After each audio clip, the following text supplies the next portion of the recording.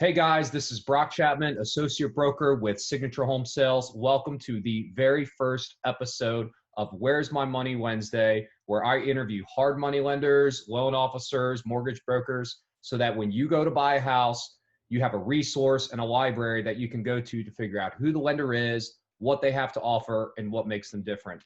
I want everyone to welcome Jeremy Poling with NFM Lending to the show. Thank you so much for being here, Jeremy. Brock, I appreciate it. Where's My Money Wednesdays? What a great idea, man. I'm actually really excited to be part of the very first one, flagship show, right? Yeah, I know. We're gonna bang it out and show these people where the money's at, who's got it, and what they can do with it. So yeah, let's dive right in. So before we get into the details about your company, tell us more about yourself and how you got into the mortgage business and how long you've been doing this.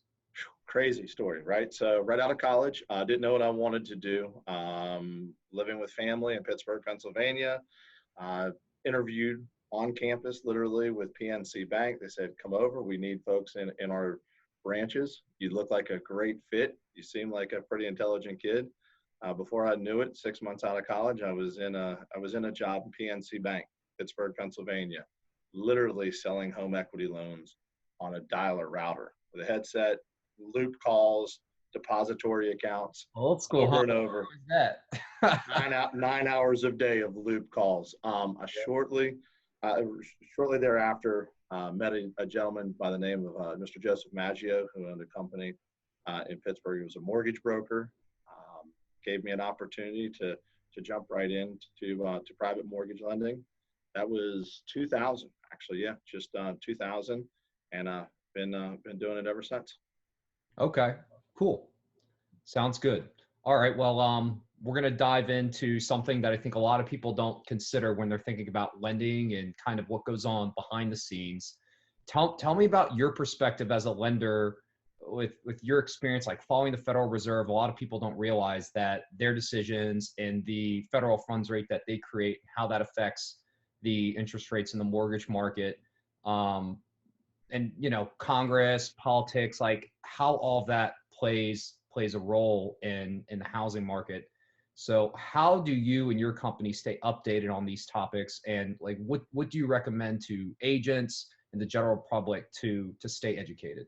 So it's ironic you bring this up. Our company today just released a ton of videos that they shot professionally in our video studio in our national headquarters in Ithaca, Maryland, talking about this exact subject.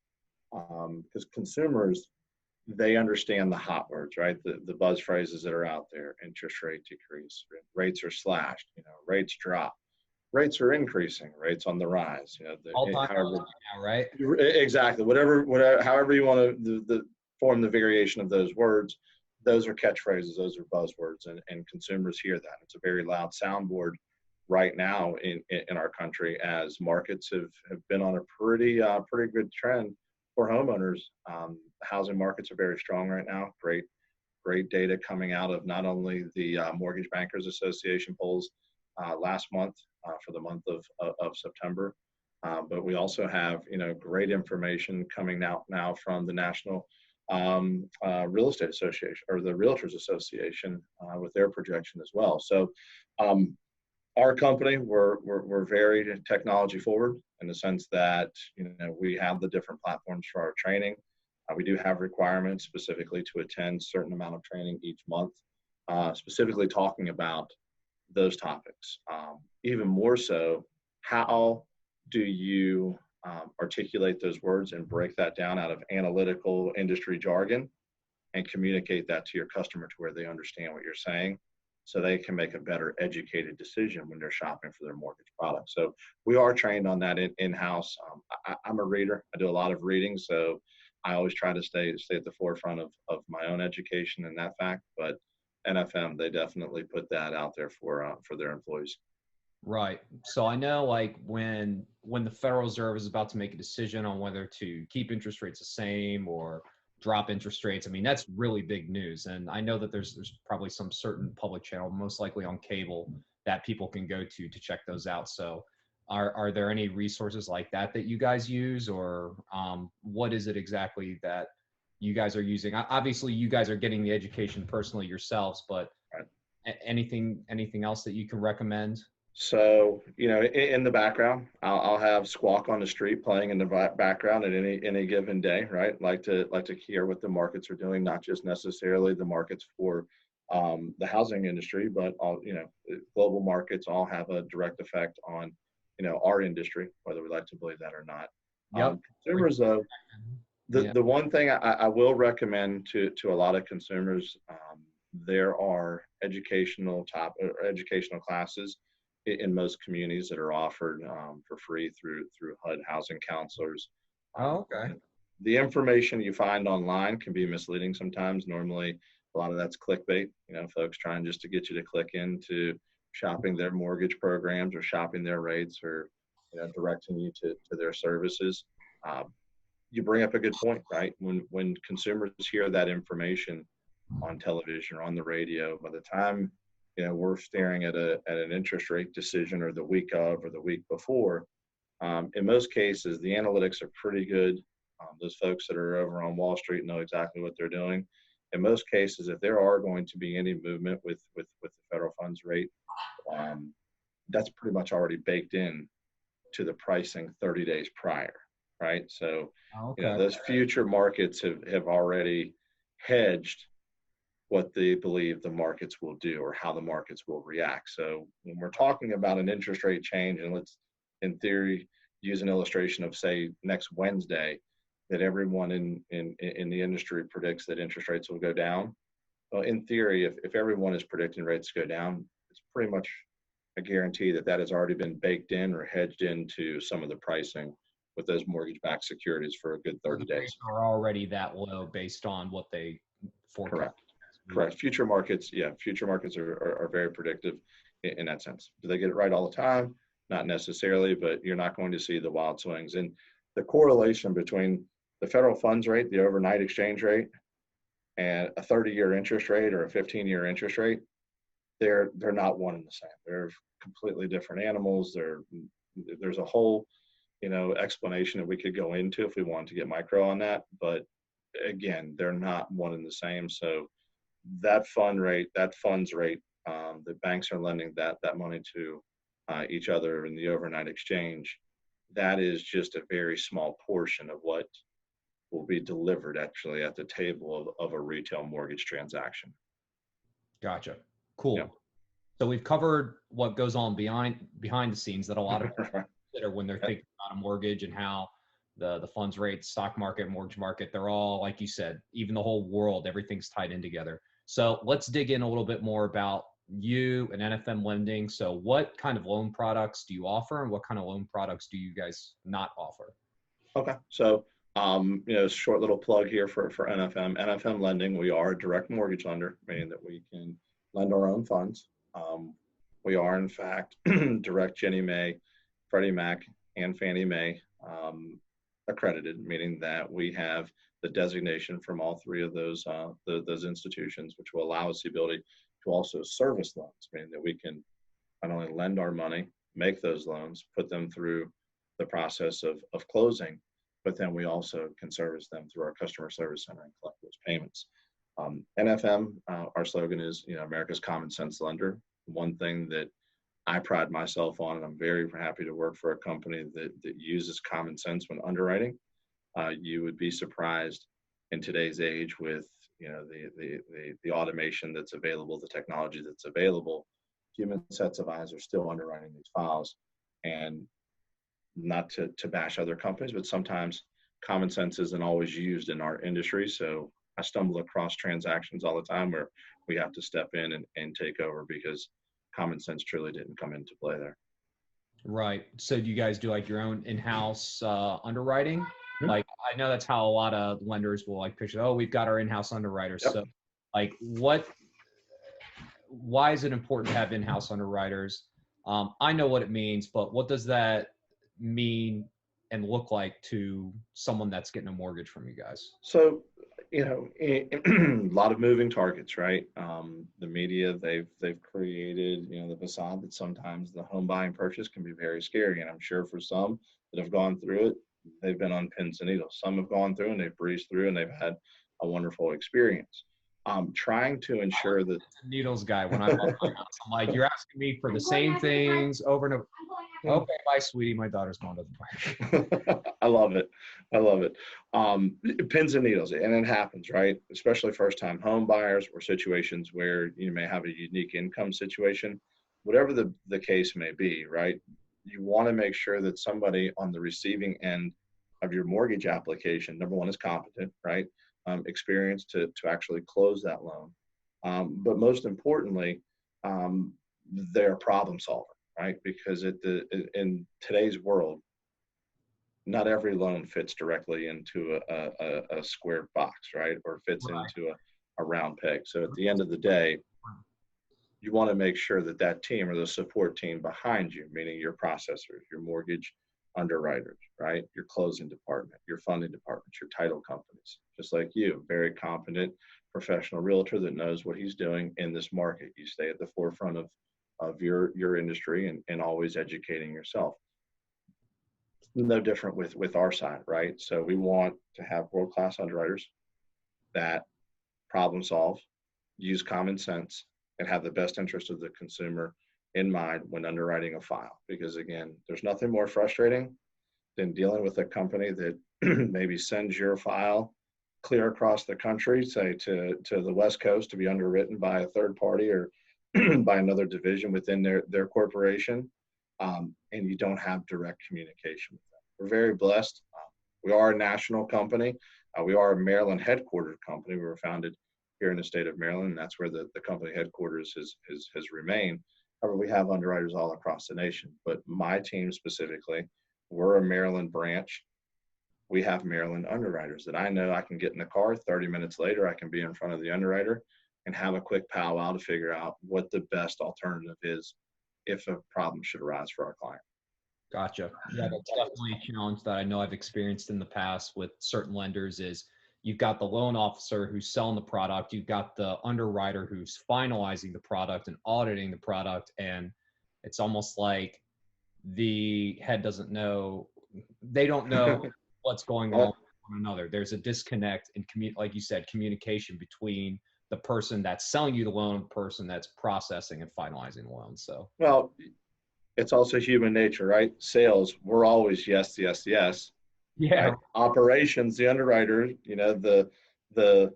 the way that most people would describe it is the underwriter is always the no, no, no. So where do you find the balance that's there and being able to communicate and have an open line of communication with your in-house underwriting team or your operations team rather, that's a paramount of our industry right now. I mean, you really need to have all cylinders firing at the same time and running smoothly because again, there's a million and one lenders out there that they can choose.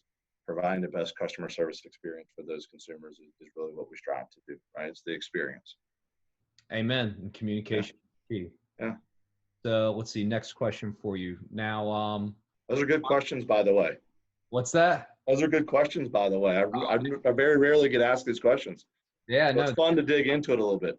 I came prepared. Yeah, we're diving deep today. So now, if I'm someone who's thinking about buying a home, I know you've got my money, but why choose Jeremy Poling at NFM Lending over all the other mortgage brokers that are out there?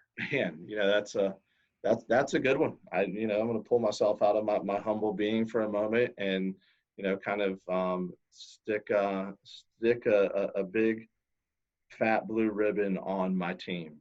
My processing team, my loan partner one, my loan partner two. Those ladies, if I didn't have them in my life, I swear I don't know what I would do.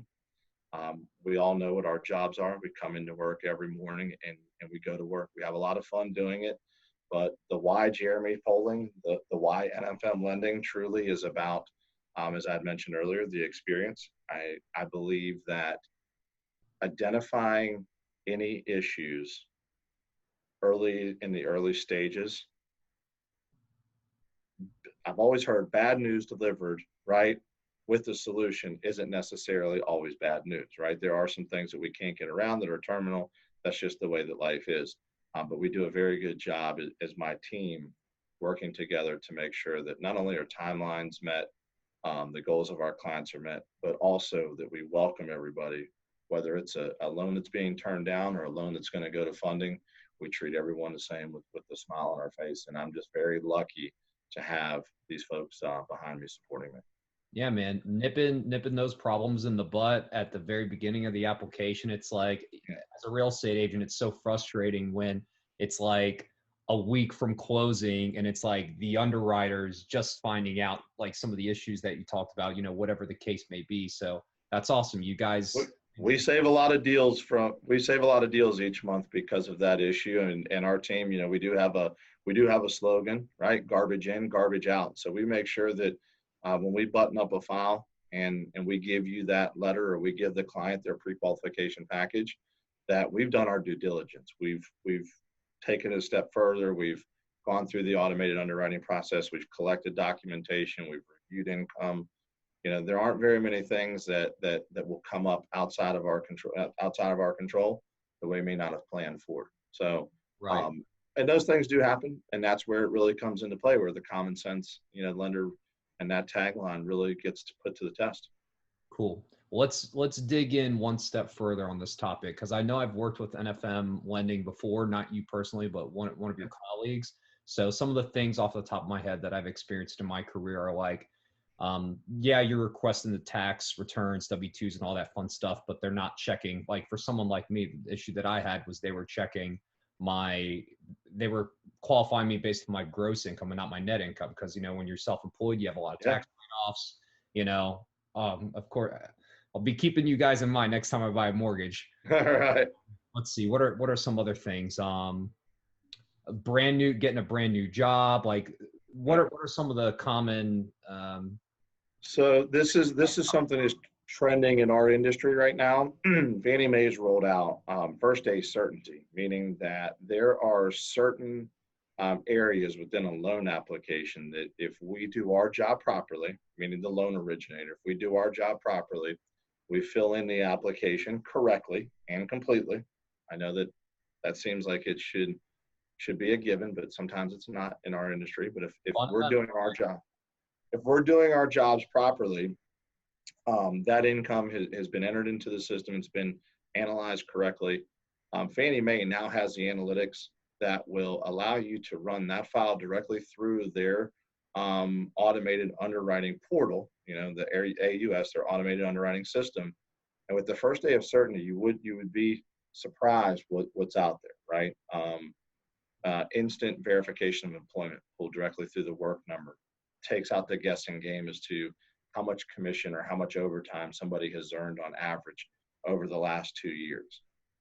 Same rule will apply potentially for the analytics on the value of the properties. Now, 2019, even as recent as this week, I've had 2 files with the new Fannie Mae first day of certainty because the application was filled in completely, that we received a Fannie Mae appraisal waiver. Oh, not that that sometimes it comes in a pinch. Sometimes you still encourage the consumer to have these properties appraised. But again, it's just showing you where technology is going. Wow. I truly believe that one day, and to take out the afraid to ruin a lot of deals for us. Yeah. Well, I guess to kind of take out the industry jargon, right? The automation is going to take over. So a part of that first day of certainty also will allow you, the consumer, to input some information, granting private access to our loan officers or our processors. We can literally go in, now have you completely void providing any paper bank statements to us. We can pull the 60-day average directly through your financial institutions into your Fannie Mae file and run that instantaneously through the automated underwriting system. So wow. it's getting pretty cool, right? I mean, there have been a lot of changes. I didn't even know about that because, as a real estate agent, when my clients are asking me about appraisals, I'm like, your lender wants to get an appraisal on the property to make sure that they're not lending you more money than the house is worth, because that's not in their best interest to be lending money out on a $350,000 house when the house is really only worth $300,000, right? All right. Yeah, So so I mean, the analytics that are out there, obviously, those are certified by Fannie Mae. So the appraisal waivers, obviously, they don't necessarily give you a valuation of the property, is it but like an option or is it just it is an option. Consumer, even if they receive an appraisal waiver, we have clients all the time that receive them that still go to closing and opt to have them.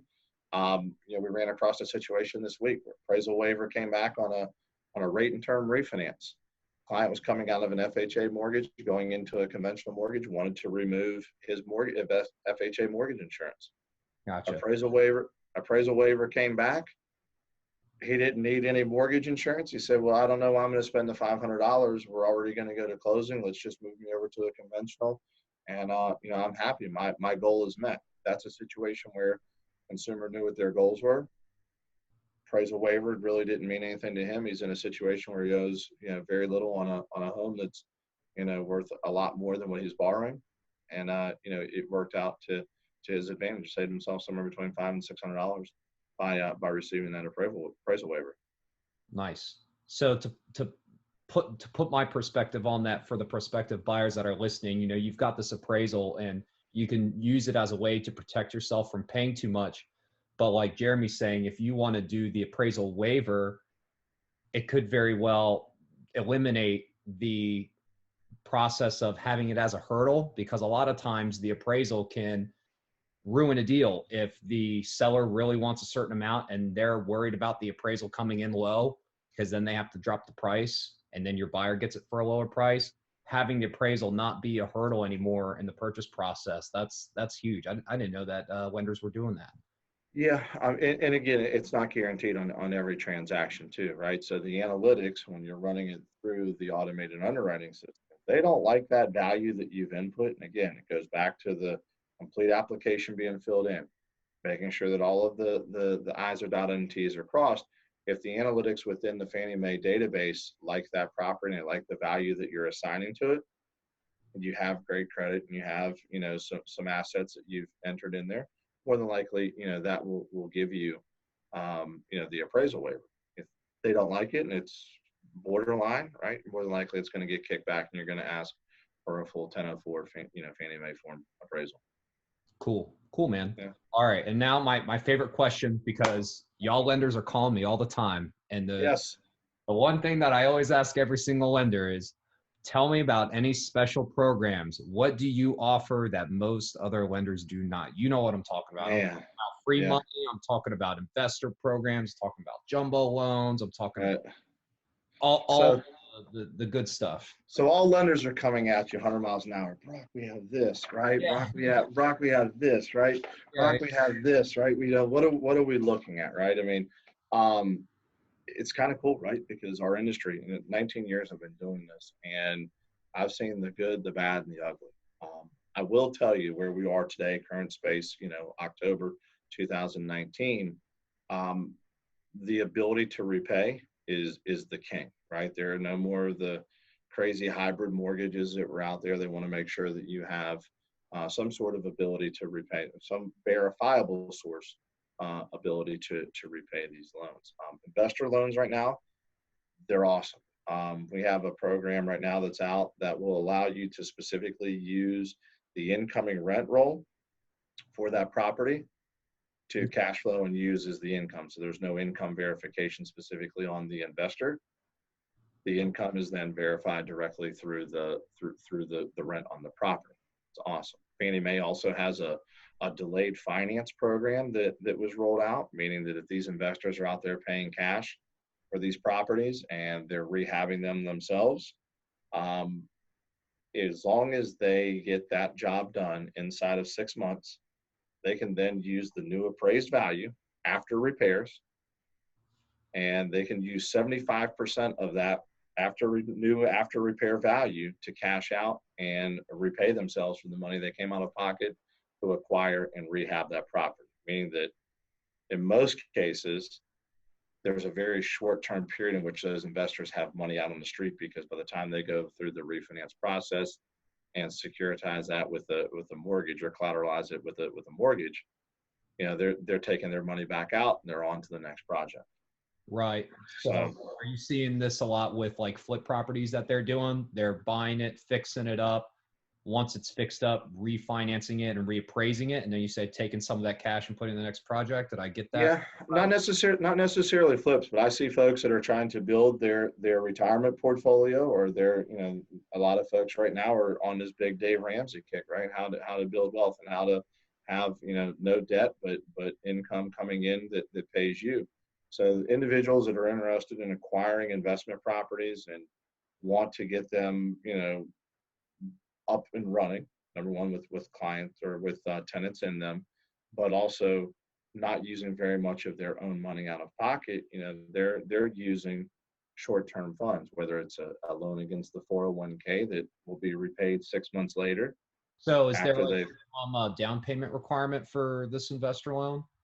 So that loan, again, keep in mind they bought the loan cash. As long as they buy it cash, Oh, okay. right? If they buy it cash, they rehab the property with their cash. They're allowed within 6 months to use the new appraised value and cash out up to 75% of that new appraised value to repay themselves. So Oh, it's a pretty interesting product for investors. First time home buyers, there's also some great stuff that's out there for them as well. These down payment assistance programs now, in some cases, we're blessed here in the state of Maryland.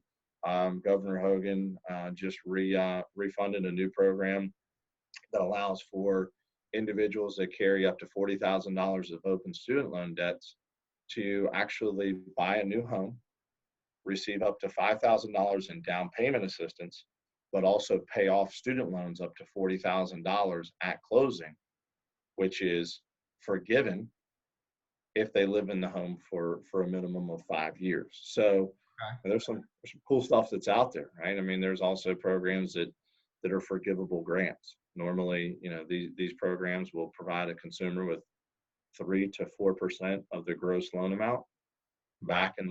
back in the form of a grant that is forgiven if they live in the home 6 months or longer. You hear that, guys? 3 to 4% of the loan amount, free money. Forgiven after 6 months, right? That's freaking amazing. Right, I'm a big advocate for free money. So right. that's pretty amazing. I mean, geez, what 4% on a $200,000 purchase? That's 8 G's. That's Yeah, awesome. Wow. yeah. Rehabilitation loans, right? Rehab loans right now, they're huge, right? I mean, I'm sure you see it on your side. Inventory, sometimes you get down to slim pickings, or if you get into the right price range for these first time home buyers, that's going to be somewhere between, that 175 to 300 range. There's normally the sweet spot there.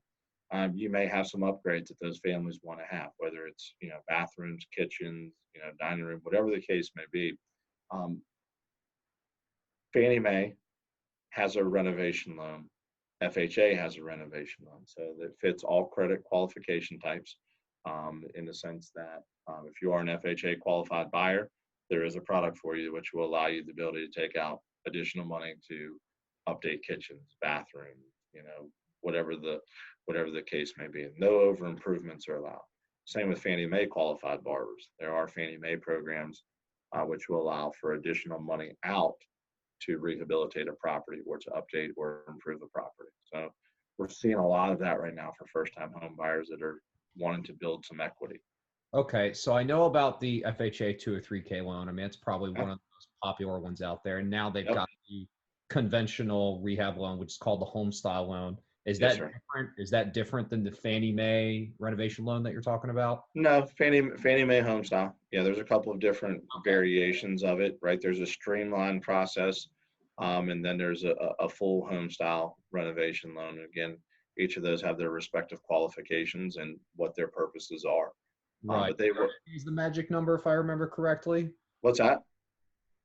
The different qualifications and type of rehab loan for those. I don't know if it's FHA or the home style, but I did one, I want to say a year ago, and it was if the required repairs necessary to get the loan were $30,000 and under, you didn't need a consultant. But if they were greater than $30,000, you did need a consultant. And in this case, the house it needed $100,000 worth of work. But we Yeah. ended up getting into kind of a tug of war with the consultant because we had a contractor in the family that was willing to do the work for much, much less than what the consultant was quoting. So we ended up firing the consultant to get the deal done. So Right. is there a magic number with So the there is. So normally when you hear the term streamline or full when in relation to a rehabilitation loan, normally repairs are going to be somewhere 29, $30,000 somewhere in there because your maximum repair escrow cannot exceed $35,000. Now, that includes the repairs that you just talked about. So let's just use for illustration $30,000 in repair. There's also anywhere between a 10 and 15% contingency holdback in the event that the contractor would overrun on his or her numbers. There would be money put aside where the consumer doesn't have to come up with an extra 2 or 3 grand in the event that that estimate or that bid that they originally received was incorrect, right? So using that number, if you have 30,000 repairs, there's a 10% contingency holdback. You're already looking at $33,000 at that point. Then you also have to factor in certain soft costs, permitting, reinspection fees. Every time the appraiser has to come out, there's going to be a small reinspection fee that's there, allowing you as the consumer to sign off on your draws, getting your contractor paid when he or she turns in a certain amount of work on that process. So yeah, 35,000 is maximum repair escrow on a streamline, whether you're talking FHA 203K or if you are talking Fannie Mae home style. Anything above that automatically turns into a full rehabilitation loan. Now there are some exceptions to that. And let's just say that the repairs are less than $30,000. However, you need architectural drawings and you're moving some walls around, or there's any structural work that needs to be done, that automatically rolls into a full renovation loan, which would require a licensed HUD consultant to be part of that transaction. Also, if there's any mold or safety concerns that are found, that can also trigger to send you directly into a full renovation loan, just because, again, they want to make sure that you're not in over your head as the consumer and being taken advantage of by a home improvements contractor. Gotcha. So is there any difference in rate between a full-on renovation loan and or I guess, what are you calling it, streamlined and non-streamlined? Interest rate, no. You just save yourself somewhere probably around $500 or $600, maybe even $700 for your HUD consultant fee. I always recommend, regardless of the type of renovation loan, I always recommend working with a HUD consultant, just because I'm a mortgage guy. I can't tell you price per square foot of granite versus quartz, right? So the reason you have that HUD consultant on your side is to make sure that when he or she does her feasibility study, that what you're trying to do as a consumer and home buyer or homeowner, which if this is a refinance or a renovation loan of a home you already own, you want to make sure that the money that you're actually spending feasibly fits within the after repair appraised value, right? You want to make sure you're not the white elephant in the neighborhood and over approving or being able to afford it in general, right? Of course, correct. You want to make sure that you're also not overpaying, right? Because if you've ever looked at a contractor's bid, sometimes you may get very, very, very, very difference of opinion within that bottom line number. Makes sense. Right. Cool, man. I got one last question for you, and we'll wrap it up here. Well, I got some questions for you too, man. So okay, man. Save me a couple of minutes. Do you know what I mean? Definitely. Go fire away. So tell me what's going on. Well, before we get to the last question, tell me what's going on. I saw recently where you were going through some classes and studying to take your broker's license. Is that correct? Man, I passed my GRI series earlier this year.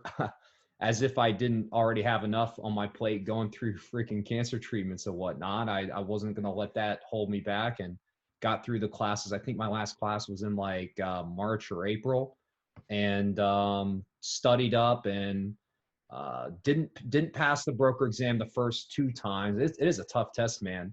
but Yeah. just kept firing away. I have a great group of classmates that went through the whole ordeal with me, and now pretty much all of us have passed the test now, and it's tough. But yeah, man, I'm an associate broker now. I could start my own brokerage if I really want to, but you're familiar with my mom, Kathy. Oh We yeah.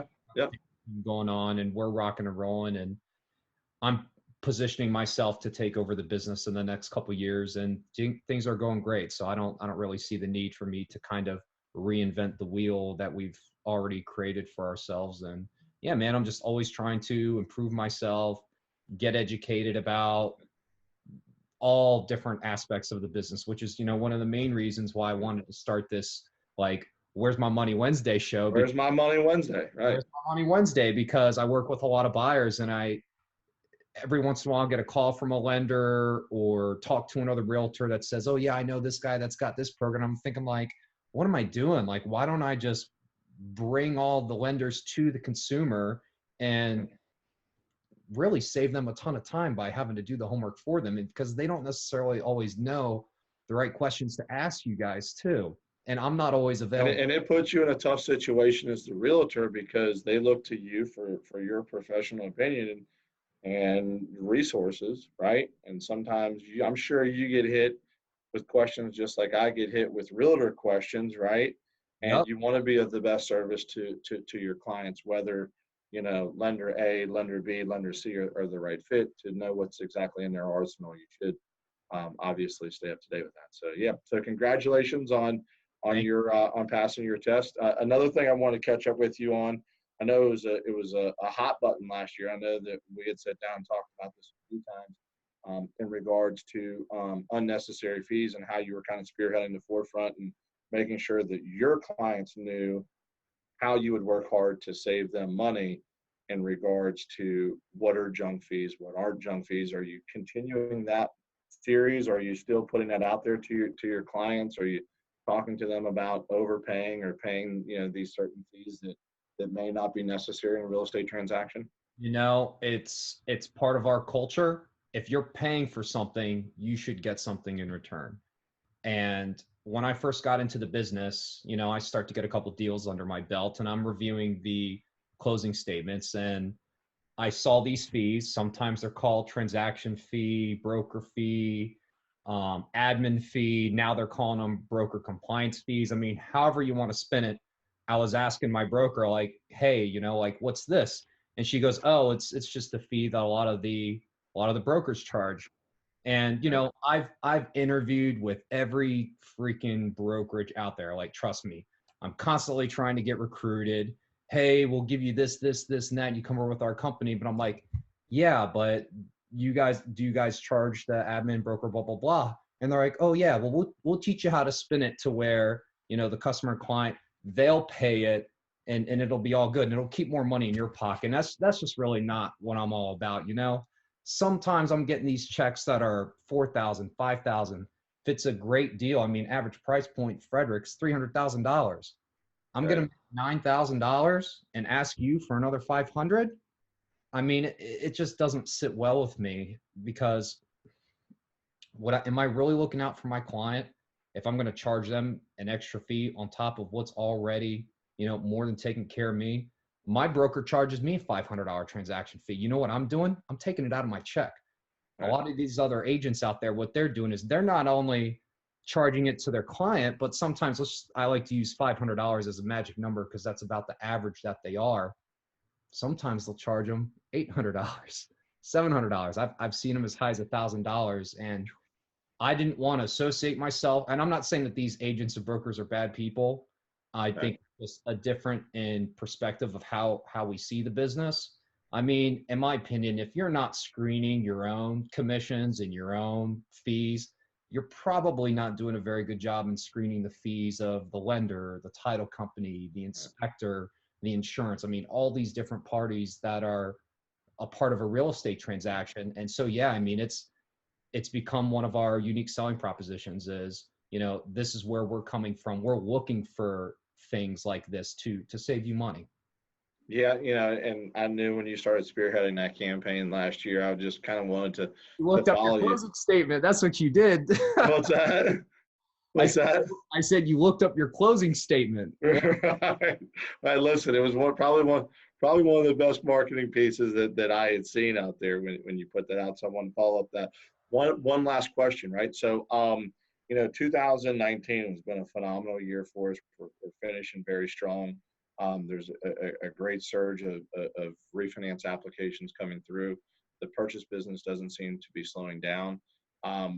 Numbers were released today. I think that they revised some of the year-over-year affordability calculators. Looks like homes are still very affordable. However, they are growing, or appreciation is growing at a consistent pace. 4 to 5% in some cases that are in some of these pockets. Is as great as 7% across the nation in some of the areas where they deeply hit. So let me get a projection from you. What are you seeing that our early 2020 and our spring 2020 is going to look like? Because me personally, I believe that it's a great time for buyers and sellers alike, because we now have found that balance, right? There's enough inventory that's out there that will allow us the ability to facilitate and handle the buyers that are coming out, and the buyers that are buying the property, they're still buying at a point where they can make some money. So I think that this is a great opportunity right now, and I'm very excited about 2020. What are you guys seeing on your side? Because it's the wintertime, we are working with a lot of buyers right now.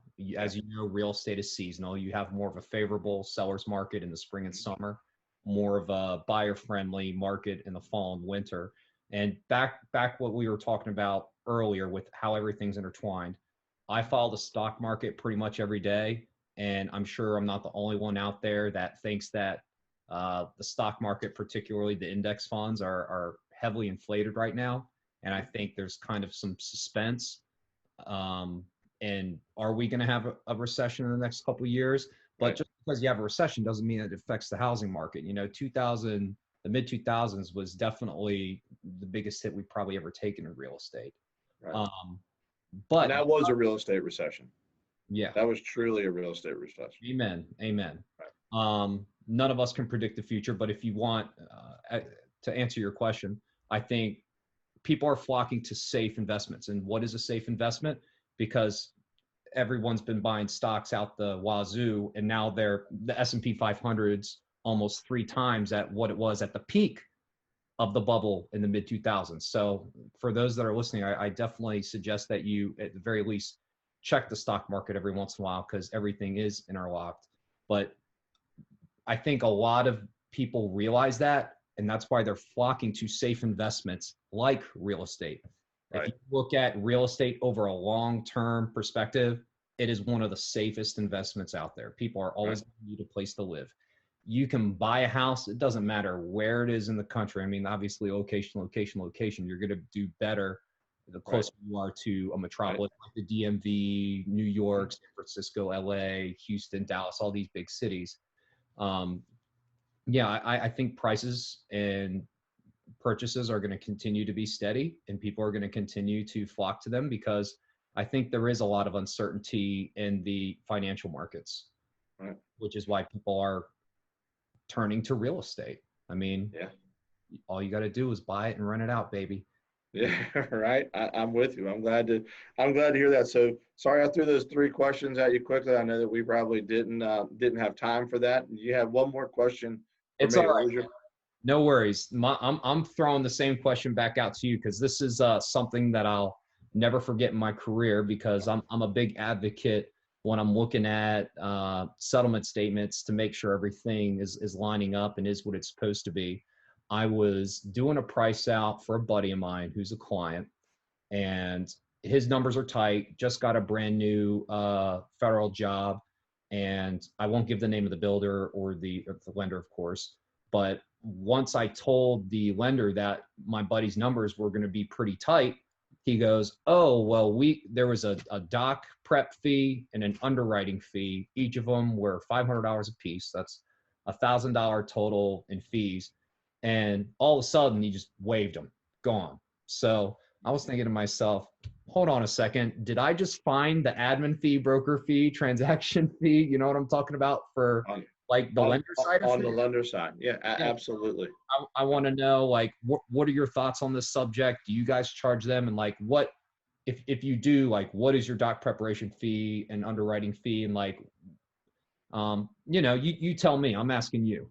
So very good question. It's kind of funny because about, I would say 2013, NFM as a whole, we decided to kind of get away from scattering fees throughout, your settlement statement, showing you exactly what your total bottom line cost is for the total lender fees.